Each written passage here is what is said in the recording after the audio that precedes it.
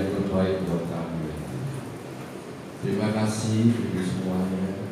Terima kasih untuk hari ini. Terima kasih Tuhan untuk diberi kesempatan untuk memuji menyembah Tuhan. Dan biarlah Tuhan, walaupun kami boleh jauh satu sama lain, tapi biarlah hati kami tetap dekat. Kami boleh melekat kepada-Mu, walaupun jauh di mata, tetapi dekat di hati di antara kami. Untuk bersama-sama sehati, untuk kami boleh bersama-sama memuji, untuk kami boleh bersama-sama melihat kuasa kasih-Mu dinyatakan dalam hidup kami, Tuhan. Terima kasih Tuhan, terima kasih untuk hari ini, terima kasih untuk semuanya, terima kasih untuk situasi keadaan ini, karena kami tahu bahwa kami punya Allah yang hebat yang akan memberikan jalan keluar. Tiba saatnya kami akan mendengarkan sebagian daripada firman-Mu. Persiapkan hati kami sebagai tanah yang subur di hadapan-Mu, sehingga setiap firman yang Kau tabur di dalam hati kami bertumbuh, berkembang, dan berbuah-buah, sehingga melalui kehidupan kami nama Tuhan dipermuliakan. Terima kasih Tuhan, dan kami akan sambut firman-Mu hanya di dalam nama Tuhan Yesus. Semua yang siap mendengarkan firman Tuhan katakan amin. Puji Tuhan. Shalom Bapak Ibu saudara kasih Tuhan. Ya, karena hari-hari ini adalah situasi setelah kita merayakan Paskah, di mana kita sedang mempersiapkan dua hari Pentakosta, di mana Tuhan Yesus menyatakan dirinya sebelum naik ke surga. Dan kita mau belajar hari ini diambil dari Lukas 24 ayat 36 sampai 49, di mana kita akan melihat peristiwa Yesus menampakkan diri kepada semua murid-Nya. Kita poin yang utama dari tema ini adalah kuasa kebangkitan Yesus. Dampaknya itu apa?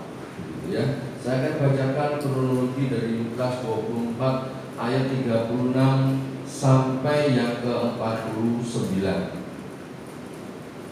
Dan sementara mereka bercakap-cakap tentang hal itu, Yesus tiba-tiba berdiri di tengah-tengah mereka dan berkata kepada mereka, "Damai sejahtera bagi kamu." Mereka terkejut dan takut dan menyangka bahwa mereka melihat hantu. Akan tetapi Ia berkata kepada mereka, "Mengapa kamu terkejut dan apa sebabnya timbul keraguan-raguan dalam hati kamu? Lihatlah tanganku dan kakiku, aku sendirilah ini. Rabalah aku dan lihatlah, karena hantu tidak ada daging dan tulangnya, seperti yang kamu lihat ada padaku." Sambil berkata demikian, Ia memperlihatkan tangan dan kakinya kepada mereka. Dan ketika mereka belum percaya karena girangnya dan masih heran, berkatalah Ia kepada mereka, "Adakah padamu makanan di sini?" Lalu mereka memberikan kepadanya sepotong ikan goreng. Ia mengambilnya dan memakannya di depan mata mereka.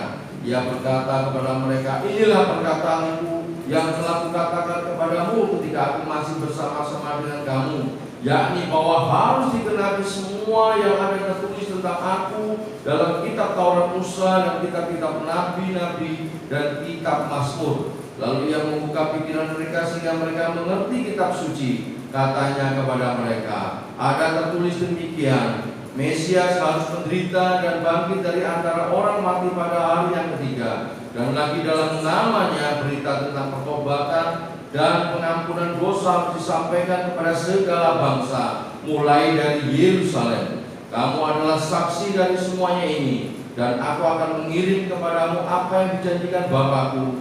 Ya, tetapi kamu harus tinggal di dalam kota ini sampai kamu diperlengkapi dengan kekuasaan dari tempat tinggi." Amin. Nah, kalau kita mau melihat kronologi yang terjadi dari ayat ini, di mana Yesus menampakkan diri kepada murid-muridnya.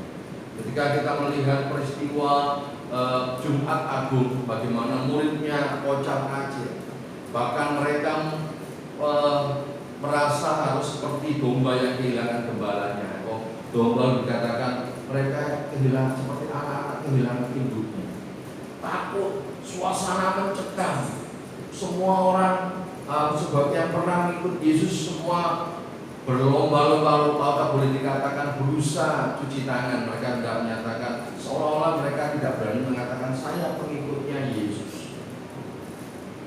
Bahkan ketika hari kebangkitan diceritakan di pasal sebelumnya, Maria dan Maria yang lain sebagai saksi menceritakan mereka tidak percaya. Dan ketika Yesus di ayat di Lukas 24 ayat 36 dijelaskan Yesus menampakkan diri kepada semua murid. Dan kalau kita mau melihat di sini kronologi yang terjadi, ya, Lukas ini walaupun ya dia menulis dari kitab ya Injil yang lain, tapi dia boleh dikatakan yang melengkapi dari data dari semua yang ada, karena dia tujuannya adalah memberikan informasi yang detail kepada pembacanya. Dan kalau kita lihat hasil tulisan Lukas pun bisa dilihat dalam Kisah Para Rasul. Jadi di Kisah Para Rasul dan Injil Lukas itu semua ada keterkaitan satu sama lain. Dan kalau kita mau melihat tadi tentang kebangkitan Yesus, di sini kita bisa melihat ketika Yesus menampakkan diri muncul di tengah-tengah murid-muridnya, itu pun mereka terkejut, takut, dikira mereka melihat hantu.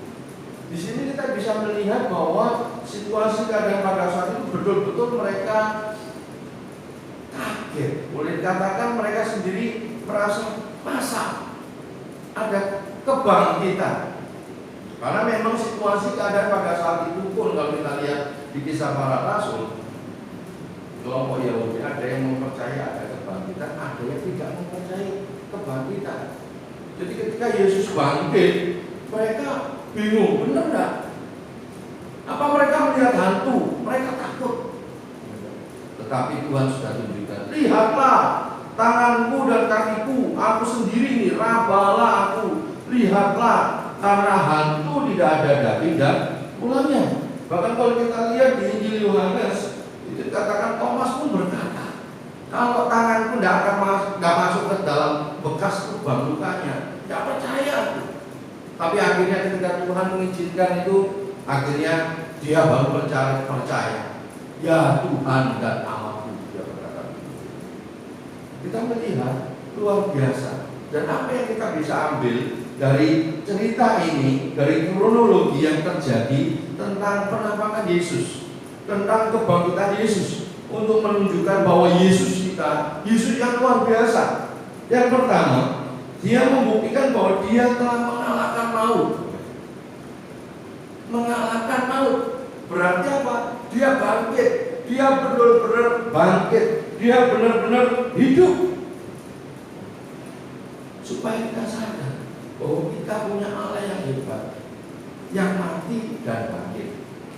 Tidak pernah ada dalam sejarah seseorang ada orang yang mati terus bangkit. Biasanya mati suri, biasa. Yesus benar-benar bangkit.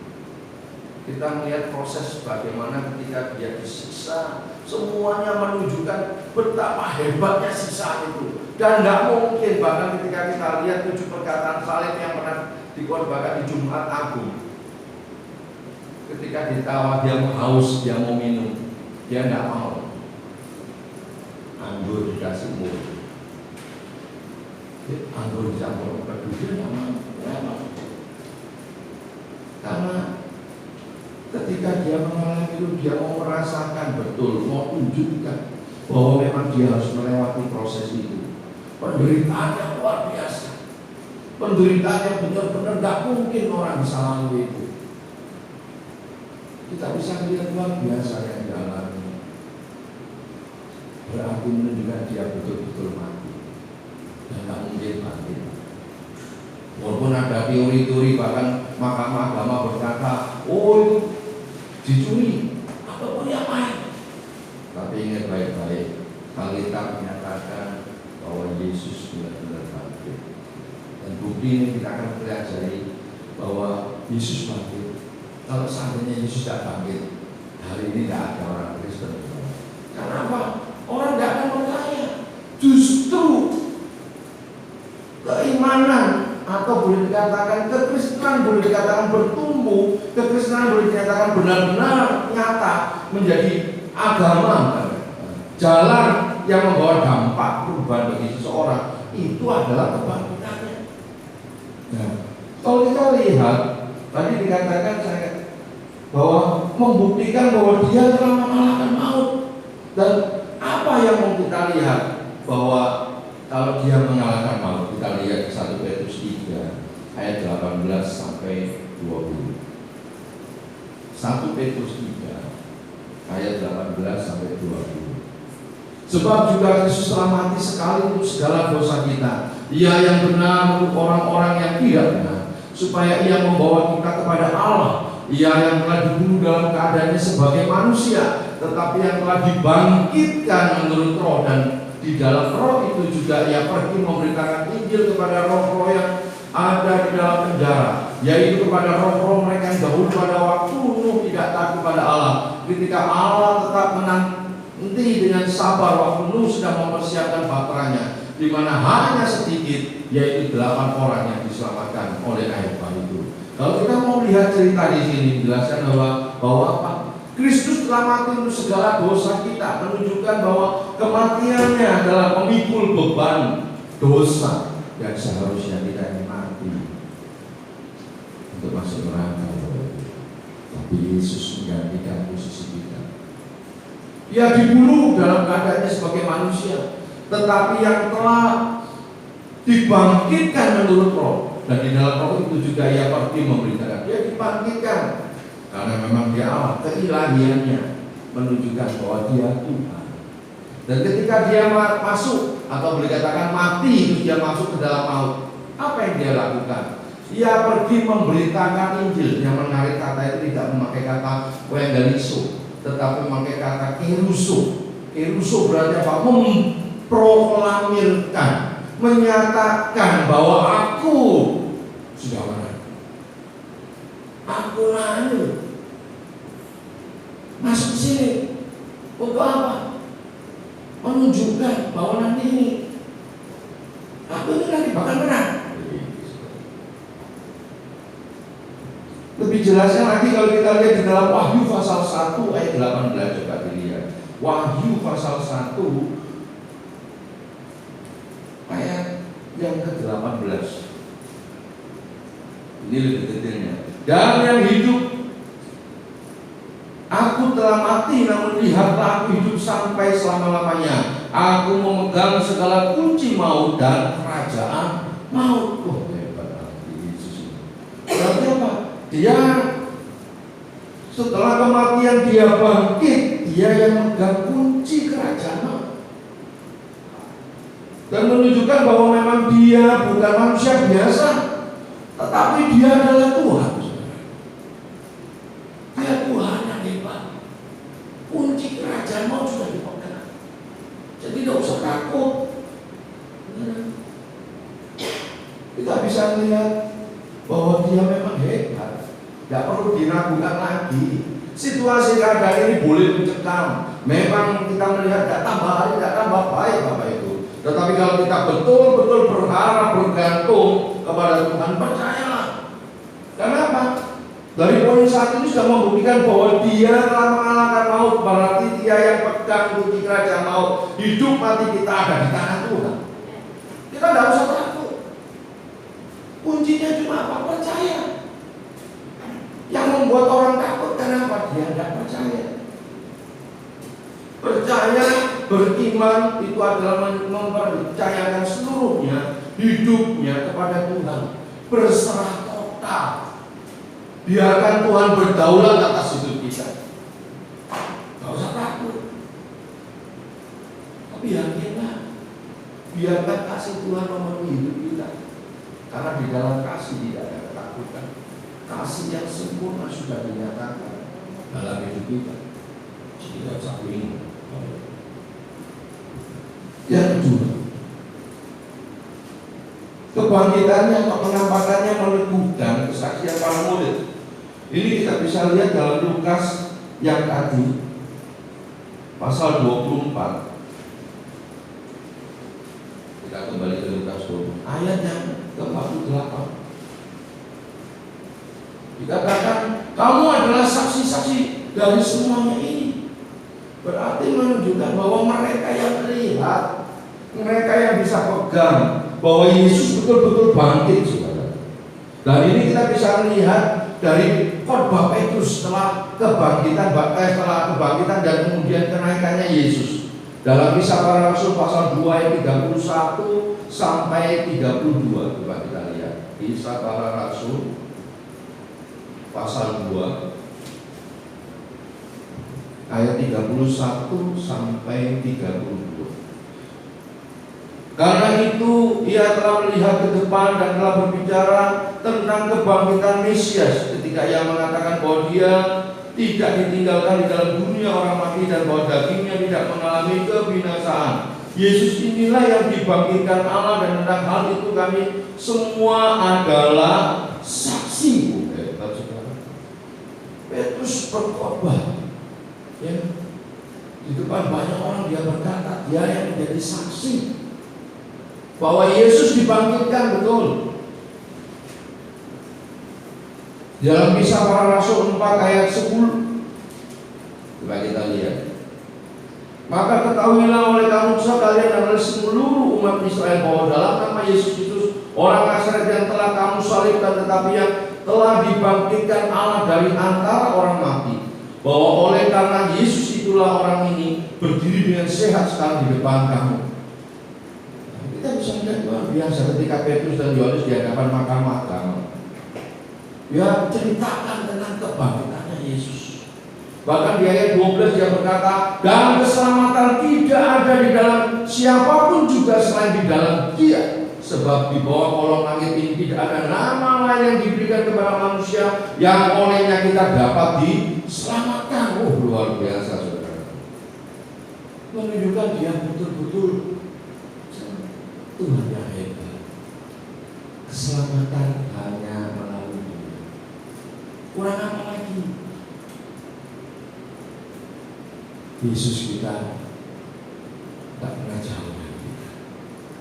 Yesus kita sudah tunjukkan Dia adalah Tuhan yang mengatasi segala. Dia tunjukkan supaya kita jadi saksi-saksinya yang menceritakan, walaupun terus terang aja kadang-kadang kita tak melihat, tetapi kita akan bisa merasakan, kita akan melihat kuasanya, penyertaannya dalam kehidupan kita. Dan dampak dari kebangkitan Yesus kita lihat dalam 1 Korintus 15:17.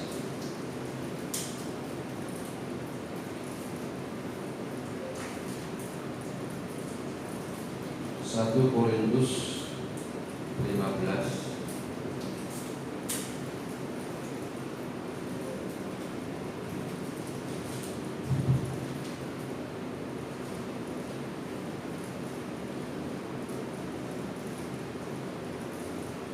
Dan jika Kristus tidak dibangkitkan, maka sia-sialah kepercayaan kamu dan kamu masih hidup dalam dosamu. Wah, ini kita bisa melihat bahwa apa?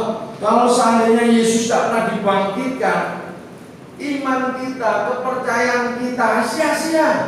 Kita masih hidup dalam dosa. Boleh dikatakan apa? Dampak kebangkitan Kristus menjadi apa? Tolok ukur bahwa kita ini dibebaskan dari dosa. Kita dimenangkan. Kuasa dosa tidak ada lagi.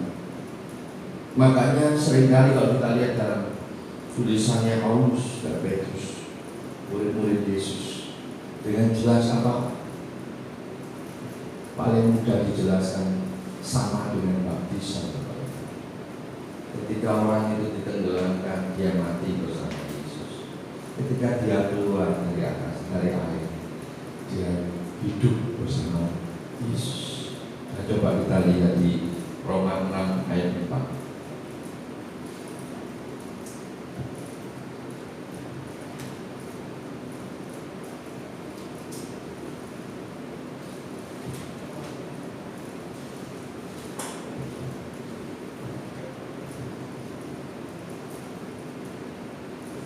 Dengan demikian kita telah dikuburkan bersama-sama dengan Dia oleh baptisan dalam kematian, supaya sama seperti Kristus telah dibangkitkan dari antara orang mati oleh kemuliaan Bapa, demikian juga kita akan hidup dalam hidup yang baru.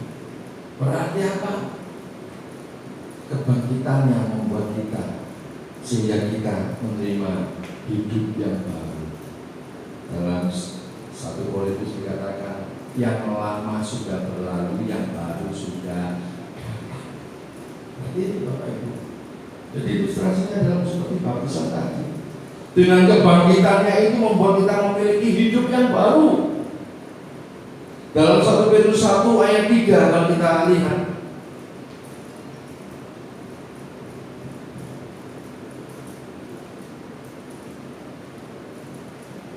terpujilah Allah dan Bapa Tuhan kita Yesus Kristus, yang karena rahmat-Nya yang besar telah melahirkan kita kembali oleh kebangkitan Yesus Kristus dari antara orang mati kepada suatu hidup yang penuh pengharapan.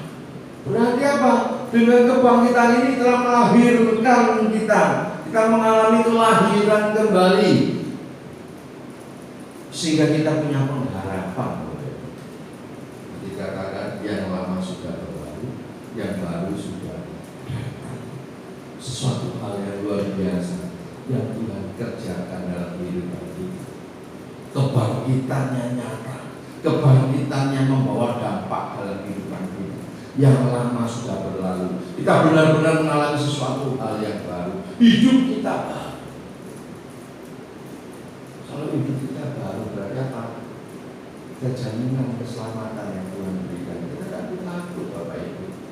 Tuhan tidak hanya memberikan keselamatan kita yang kekal, tapi keselamatan, jaminan keselamatan ketika kita masih hidup. Hidup mati kita di tangan Tuhan. Kuncinya cuma percaya, beriman, biarkan Tuhan berdaulat atas hidup kita. Dengan kebangkitannya menunjukkan bahwa Dia berkuasa atas semuanya, Dia berdaulat atas hidup kita. Jadi kita nggak perlu khawatir lagi. Apapun masalah tinggal baik-baik. Yesus sudah bangkit. Yesus sudah nyatakan kuasanya buat kita, sehingga kita nggak perlu khawatir. Dengan situasi keadaan kayak ini, bersyukurlah, berjaga-jagalah, nggak usah panik, nggak usah bingung. Akan tiba saatnya Dia akan datang di awal-awal. Persiapkan diri kita seperti wanita yang bijaksana, yang mempersiapkan kedatangan Yesus, yang mempersiapkan Yesus datang di awal-awal, sehingga pada saat Dia sangkakala itu berdiri, kita sudah siap. Kita akan menghadapi harpaso, diculik. Bukan diculik kayak diculik orang jahat Bapak Ibu ya. Tahu-tahu hilang. Kita mengalami parusia pengangkatan ya saudara. Pertemuan di udara yang kita nantikan itu. Jadi Bapak Ibu, gak usah bingung mau mati kena corona, kena kanker, mau keselak tiba saudara, atau keselak apa-apa. Percayalah, lek wayane mati Bapak Ibu ya.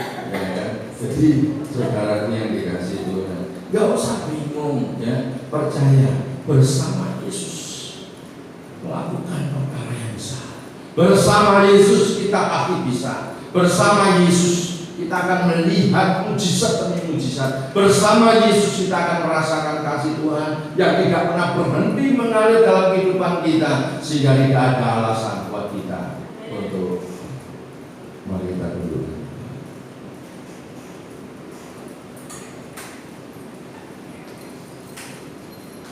Mari kita datang pada Tuhan. Apapun masalah, apapun yang kau takutkan, yang kau khawatirkan selama ini, percayalah, kita punya Tuhan yang hebat, punya Tuhan yang luar biasa, tidak pernah meninggalkan kita. Untukku mengenali firman-Mu, tanda mujizat sertai setiap langkahku. Kau bersamaku di dalamku, jadi bukti kebesaran-Mu. Hidupku menggenapi firman-Mu, tanda mujizat sertai setiap langkahku.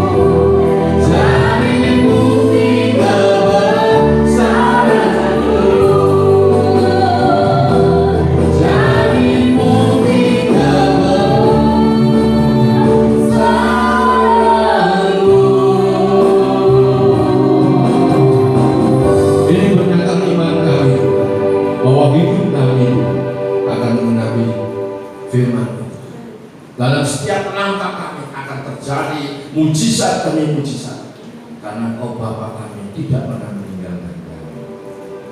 Melalui itu kami boleh ceritakan perbuatan-perbuatan-Mu yang ajaib. Engkau membuat kami berkemenangan. Engkau mencetak kami menjadi orang-orang yang lebih daripada kemenangan. Terima kasih Tuhan. Terima kasih. Kau sudah menyatakan kebangkitan-Mu Tuhan buat kami. Bahwa Engkau adalah Tuhan yang hebat dalam hidup kami. Terima kasih Tuhan. Meteraikan firman-Mu dalam hati kami, dalam hidup kami. Tanamkan dalam pikiran kami selalu ingat bahwa Engkau Tuhan yang tidak jauh dari kami, bahwa Tuhan yang sanggup membuat mujizat, bahwa Tuhan yang selalu menolong, jadi pembela dalam setiap kehidupan kami. Dan kami percaya jika Engkau di pihak kami, tidak ada yang bisa melawan. Jika Engkau di pihak kami Tuhan, tidak akan ada yang bisa menjamah kami, karena Engkau Tuhan, Engkau Bapa kami, dan kami adalah anak-anak-Mu. Terima kasih Tuhan. Terima kasih untuk semuanya. Terima kasih untuk hari ini. Terima kasih bahwa Engkau sudah memberkati kami, memberikan kekuatan, kesehatan, berkat jasmani rohani Engkau nyatakan dalam kehidupan kami Tuhan. Terima kasih Tuhan. Terima kasih. Hanya di dalam nama Tuhan Yesus kami berdoa dan mengucap syukur. Haleluya.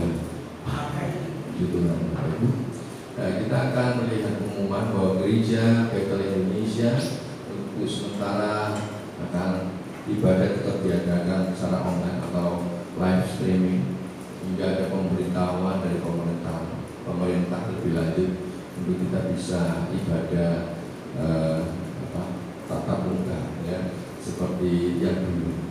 Dan ibadah live streaming dapat diikuti di akun Facebook Rumah Pemulihan, bisa di Instagram Rumah Pemulihan H2O ya. Jika bisa di siaran ulangnya dapat dilihat melalui akun YouTube Rumah Pemulihan House of Healing H2O ya, bisa dilihat itu.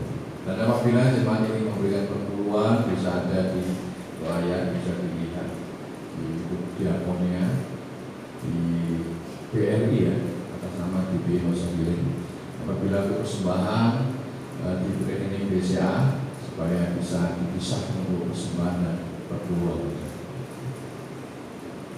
Dukung, doakan untuk kita tetap bisa eksis, untuk bisa melakukan sesuatu yang baik, yang terbaik untuk kita dalam melayani Tuhan.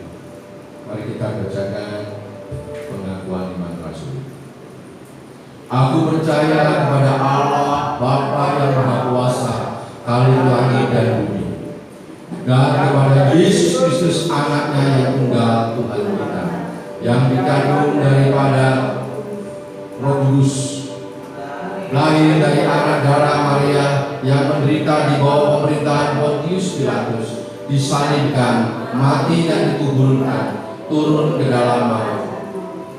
Pada hari yang ketiga bangkit pula dari antara orang mati, naik ke surga, duduk di sebelah kanan Allah Bapa yang Maha Kuasa, dan akan datang dari sana untuk menghakimi orang yang hidup dan yang mati. Aku percaya kepada Roh Kudus, gereja yang kudus dan am, persekutuan orang kudus, pengampunan dosa, kebangkitan daging, dan hidup yang kekal. Amin. Ini kami Tuhan, ini hidup kami, jadikan Allahmu untuk kemuliaan-Mu, menjadi pribadi yang sehat dan cerdas sampai Engkau datang. Ini kami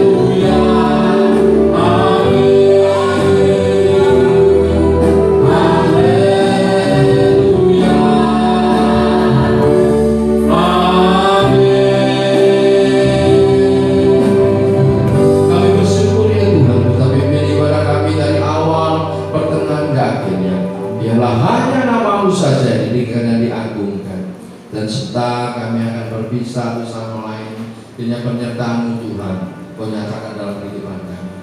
Sebelum kami berpisah, kami berdoa siapa untuk bangsa dan negara kami Republik Indonesia. Lawatan untuk negeri kami dengan situasi keadaan ini Tuhan. Kami percaya Kau punya rencana untuk Indonesia. Dengan keadaan ini membuat setiap anak-anak, setiap orang yang ada jadi bijaksana. Biarlah kami boleh berbahu membahu, untuk kami boleh memperhatikan sesama kami, untuk Indonesia. Dan kami percaya pemulihan akan terjadi. Kau lawat ya Tuhan, Kau berikan hikmat untuk pemimpin-pemimpin kami, mulai dari Bapak Presiden, wakil, semua staf dan pejabat tertinggi hingga yang terbaik, yang dari pusat maupun yang dari daerah.